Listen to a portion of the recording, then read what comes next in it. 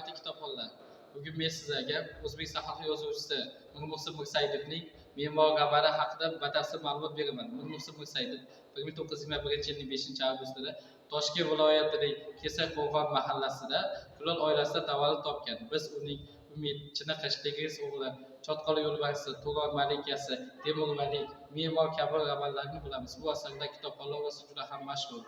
Hozir men sizlarga uning eng mashhur asari bo'lmish me'mor romani haqida ma'lumot beraman. Bu roman Mirmuhsin ijodining eng yorqin asarlaridan bittasi.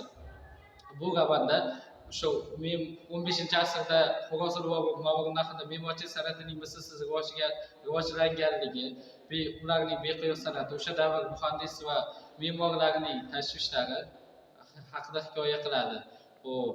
Bu yerda asosiy obrazlar Badiya, Najmiddin Buxoriy, Ustod Qavom va boshqalar. Men sizlarga bu kitobni o'qishni tavsiya qilaman.